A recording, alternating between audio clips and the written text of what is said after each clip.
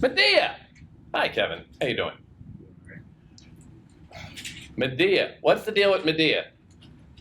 It takes place after Argos. They took a ship out to Medea's homeland to get a golden fleece from the dragon so that Jason could become king of Euripides. And he's inheriting the throne from his uncle. So this play is written by Euripides, and it's a different take on it. It focuses more on the aftermath of Jason and Medea's divorce. Hold on. Yes. Again, we're going to go slow. Not too slow, but the story of Jason and the Argonauts. Jason is a great hero of Greek mythology. He sails a ship called the Argo after this golden fleece, and it's a great hero story, a timeless legend in Greek mythology. And it would certainly be, again, one of those things that every little Greek boy and girl would know. Those stories are just everywhere. But here you have somebody going and saying, well, that's great. He captured the thing and he married the princess and they sailed off into the sunset to set up a happy home somewhere. That's nice. But let's take another look at that happily ever after hazy thing. And what happens? Is there a happily ever after? No. What happens?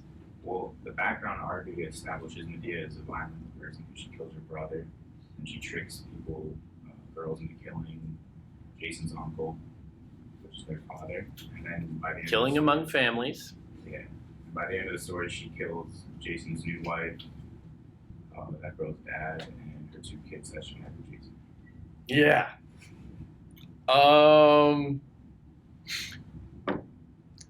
A background of killing, a history of violence playing out, that long string of blood snaking its way through generations.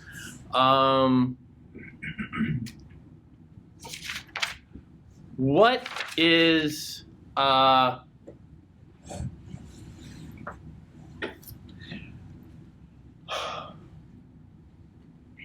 what does Medea do? She's considered a clever and she's like a clever woman, and magical.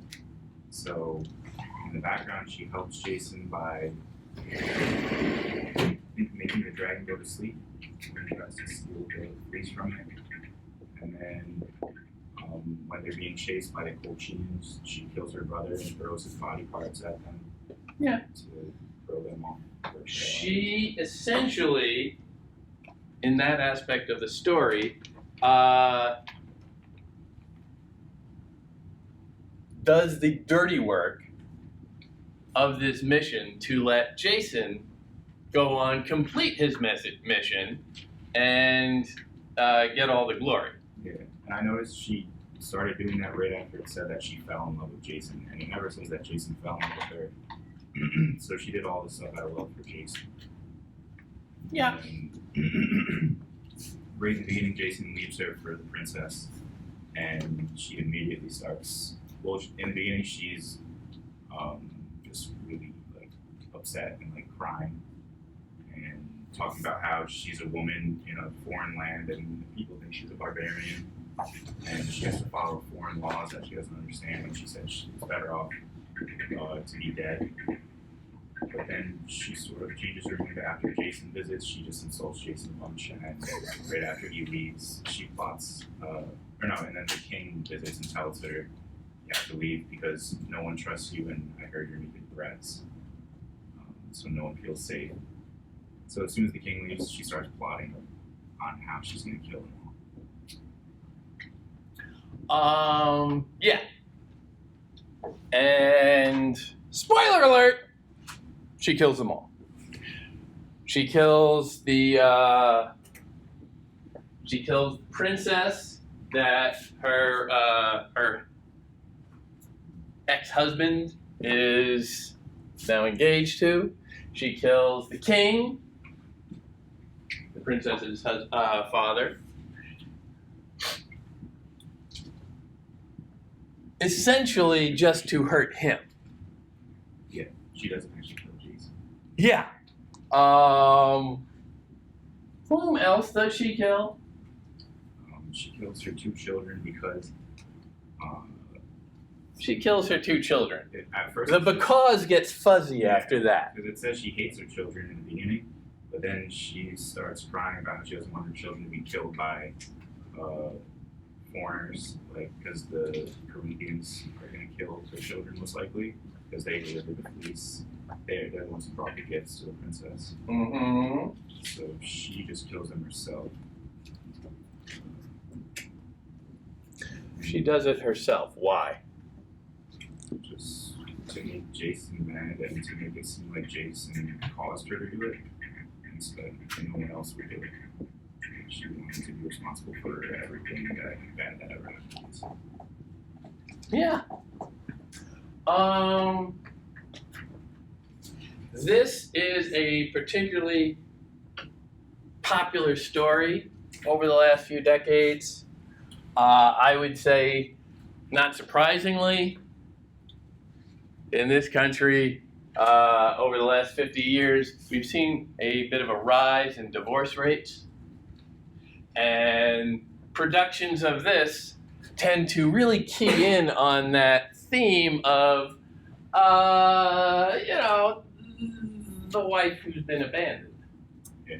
Essentially, Jason is going through a very typical male midlife crisis. If this were a little bit more contemporary, he would be out buying a sports car this minute. Yeah. He rationalizes his decision, saying, look, she's a princess.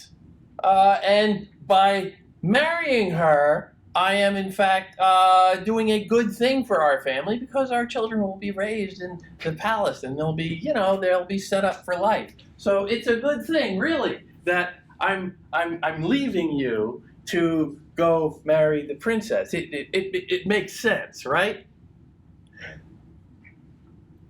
Jason's kind of a dope. Not the smartest guy in the world. You can read him many different ways. Because it is just the dialogue, you can get in there and interpret things however you want. You can say that, well, maybe he's just being condescending when he's talking to her, saying, it's a good thing, really, really. Maybe he's just placating her. Yeah, you might be trying to calm her down because he knows she's violent. Yes, calm her down.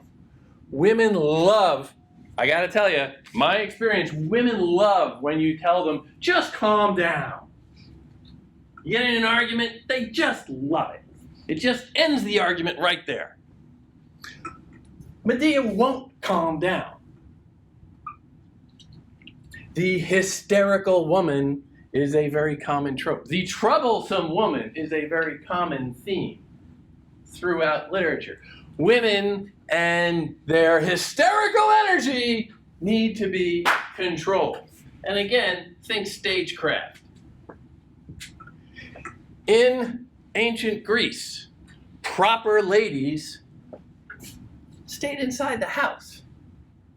They didn't go outside.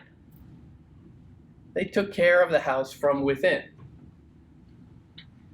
They certainly wouldn't want, as any sophisticated city resident would want, they certainly didn't want the neighbors to know too much about what was going on in the house. They want to put up a nice front. Everybody's getting along. Everything is fine. Don't talk about me and my little problems. But at the beginning of the play, you have the front of the house. The entire play takes place right out. Yeah. And Medea comes out front. Medea is out on the street like a streetwalker. That's just improper. So you're getting this transgressive perspective right away. She doesn't stay inside. She cannot be contained within the four walls of their palace. It's not really a palace. It's a nice house. What other perspectives are we getting here? The chorus. The chorus? Yeah. Who are the first people on the stage? The chorus.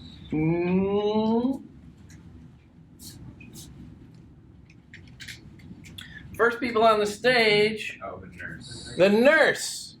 And then Tutor. the tutor. Nurse and tutor. Those are nice terms. We can generalize about them once again. Who are these two people? Tutor is the son of Jason. Who are these two people? They just take care of the children. Yeah, they take care of the children. That's what nurses do. These two people are slaves. The very first characters to say anything in this play, and they have some pretty sharp opinions. They're pretty insightful. The very first two characters, the first voices in this play, are slaves. That doesn't happen very often. In terms of voices you're allowed to hear, perspectives you're allowed to consider. That's a little signal sending up, saying, you might think you are doing an accurate interpretation of this story, but there are other perspectives, other angles from which you can consider it.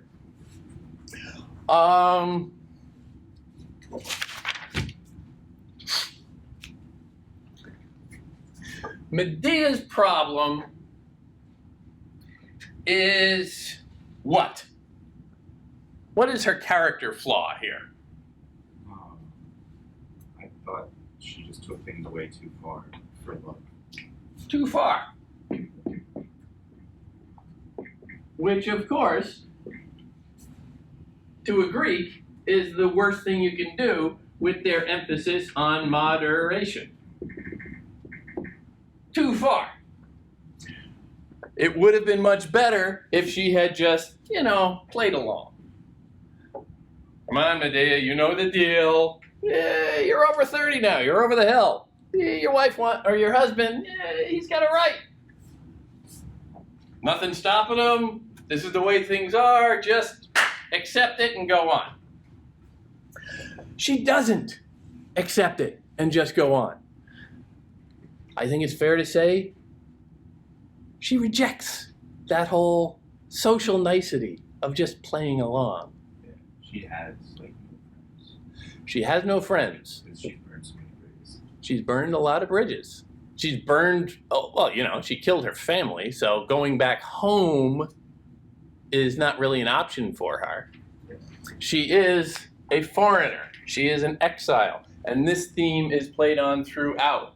And she is really terrified of the idea when Creon comes to her and says, I'm a little concerned about what you're going to do, so just pack up your bags and leave. Exile. Think about what that means. We are at a fairly sophisticated point in history in Greece where there are very sophisticated cities. In between, not so much. Not a lot of, happy suburbs. You are in the city or you're outside it. And outside, you cannot be protected. But her problem is that as a foreigner from a different city, she can't be protected within that city either. She's always alone, always friendless, always vulnerable. Does she come off as vulnerable, though? She's cynical. Cynical? Yeah. Plotting? Definitely. I would argue she is quite strong. She is also, as you said, quite clever. She is smart. Watching her talk with Jason is hysterical because he is kind of a dope and she is just eating into everything he says and bouncing it back and humiliating him, basically. It's not too much to say that she makes him her bitch. Verbally, through intelligence, through reason. But think about reason. She can exercise it. And reason is a great sign of moderation because that's what Greeks like. They like your ability to think things through and not react emotionally. Is killing her children an emotional act? Yes. Yes. Why? Because a reasonable person, just to get back at their ex-husband, they wouldn't kill their children. Okay. That is a fair analysis. The reasonable person construct is still a basis of criminal law today. What would a reasonable person do in a certain situation? But I would argue that while she was being perhaps unreasonable on the outside in her act itself, within, she was thinking it all through. She was plotting from before the play even begins. She had thought this out. She had exercised reason and imagined the consequences. She's not just acting irrationally. An irrational person doesn't plan it out. Again, that's a standard criminal defense now. If you have malice aforethought, as they say, if you think about what you're going to do beforehand and can imagine the consequences of it, then that is a criminal act. She does all of that. And her crime is not being unreasonable. It is being unaccepting of the social definition of what reasonable is. She is too smart to be contained. She is also, I would argue, too emotional to be contained. She is this split played out on stage where she feels everything so passionately.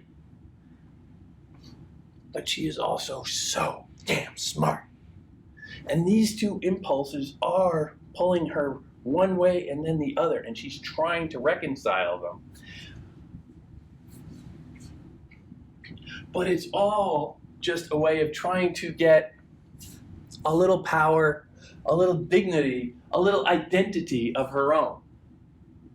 Her identity as a wife is gone. She's been thrown out.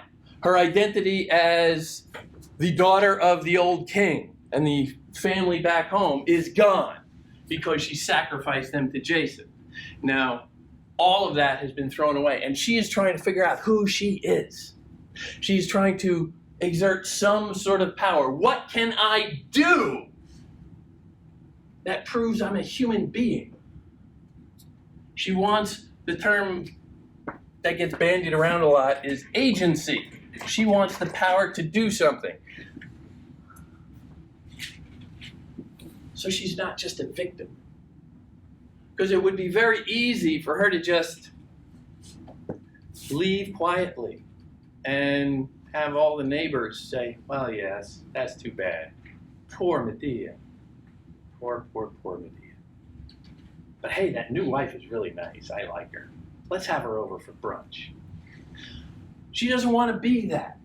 She wants some dignity of her own. She feels she's earned it. She allowed Jason to become the hero through her own actions. And then she's just tossed aside. She won't settle for a social definition of what she is or should be. She is demanding her own identity. You said she does it herself. That's important. She doesn't rely on anyone else. Whether